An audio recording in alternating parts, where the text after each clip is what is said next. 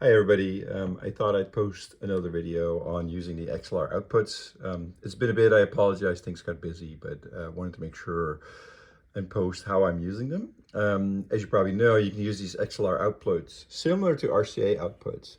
Of course, equipment needs to support it. And so most folks connect speakers, another amplifier, or in my case, a pair of headphones that uses XLR. Um, Now, the reason why folks prefer to use XLR is that they're called balanced. They're balanced outputs. And what that really means is you can see the three prongs here is that there's a positive, a negative, and a ground. And so the signal actually travels over each cable with opposite polarities, left and right and whatnot. And what it means is when you have long cables or generally cables, any interference picked up over the cable or any noise picked up is actually canceled out and reduced at the other end. And so that's why they're called balanced, and so why it also typically results in a much crisper sound.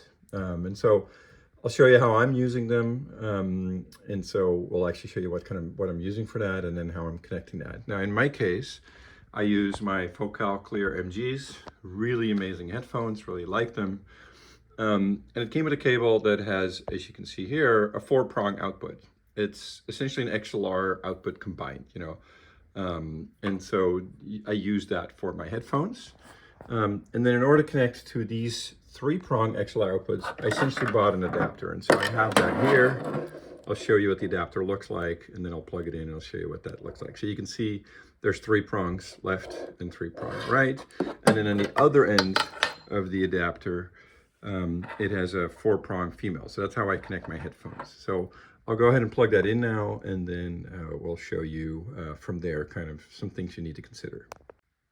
Okay, so I've essentially plugged in the adapter at this point. What I did want to mention is there's usually little switches on top. When you use XLR and you push in the switch, as you'll hear a click, they're essentially stuck. You can't move them now unless you press the lever.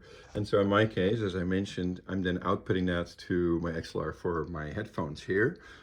Also clicks in, and so they essentially use a toggle. And so that's how I'm listening to it. I'm sure for the purists amongst you, I can probably introduce some noise in here, but it does sound really quite amazing. And so what I wanted to show you in specific on the DMP-A6 is that you'll have a variety of outputs. So you'll see here is balanced XLR, you have analog RCA, or a combined one. And so what I think is worth mentioning is if you just want to use the XLR outputs, you can use that.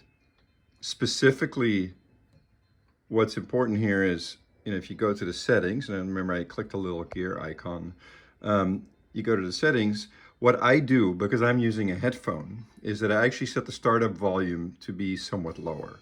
And so the reason for that is because I don't necessarily want to blow my headphones up or blow my ears off. So I actually set a default volume to be a little bit lower. That's what I decide to do.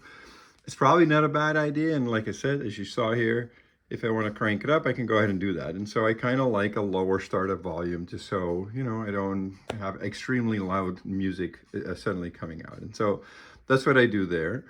If you click this particular thing here, then you use XLR and RCA. And so in my case, I can kind of go to my amplifier RCA, I can listen to my headphones at the same time, then I don't have to switch back and forth, right?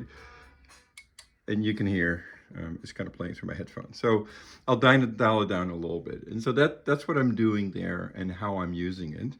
Now, I also have an amp with RCA, and again, sometimes when I just listen to my headphones, I have a similar kind of dongle, right? This is a normal kind of headphone jack. I plug it in there, and then I have another kind of adapter for it, right? Again, not perfect, but that's the way how I'm listening to it.